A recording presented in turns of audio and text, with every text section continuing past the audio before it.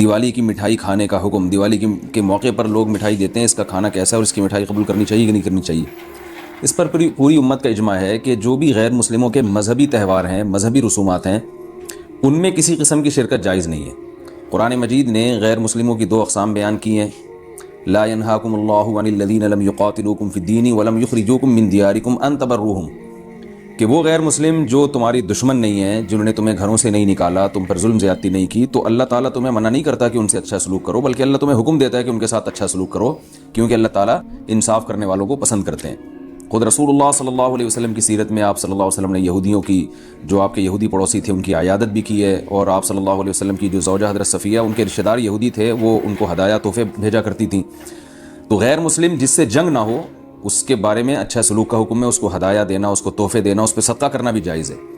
لیکن اس کی ایک باؤنڈری ہے، وہ یہ ہے کہ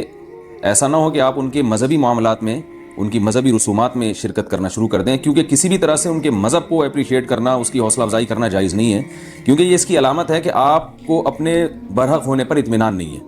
لوگ یہ کہتے ہیں کہ وہ بھی تو ہماری عید میں شریک ہوتے ہیں، تو دیکھیں ان کے مذہب میں یہ اجازت ہے کہ ہماری عید میں اور ہمارے تہوار میں شریک ہوں، ہمارے مذہب میں اجازت نہیں ہے، تو ہم تو اپنے مذہب کو فالو کریں گے۔ ہمارے مذہب میں کرسمس ہے یا جو بھی ان کے مذہبی تہوار ہیں، ان میں کسی بھی قسم کی شرکت کی ہمیں شریعت میں اجازت نہیں دی ہے۔ ہاں، قرآن میں اللہ نے دوسرے مقام پہ فرمایا کہ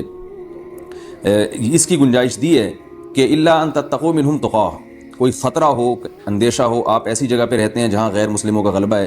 اور اگر آپ نے بالکل ہی بائیکاٹ کر کے رکھا تو آپ کو خطرہ ہے کہ وہ یعنی آپ پہ ظلم زیادتی کریں گے، تو ظلم سے بچنے کے لیے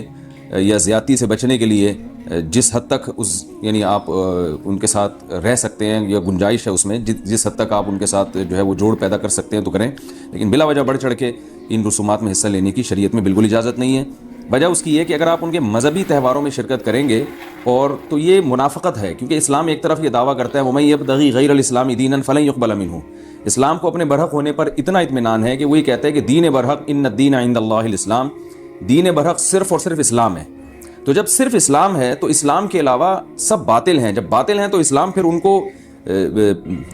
کو اپریشیٹ کرنے کی کسی صورت میں اجازت نہیں دے سکتا۔ یہ ایسا ہی ہے جیسے آپ کہیں کہ فلاں آدمی چور ہے اور میں اس کی چوری کو غلط بھی سمجھتا ہوں، ٹھیک ہے، آپ اس کے ساتھ احسان کریں گے، اس کے ساتھ اس نے سلوک کریں گے، لیکن چوری کے معاملے میں آپ اس کی رہنمائی کرنا شروع کر دیں یا اپریشیٹ کرنا شروع کر دیں، یا وہ چوری کر کے لائے اور آپ اس کا مال کھانا شروع کر دیں، تو یہ پھر منافقت کہلائے گی۔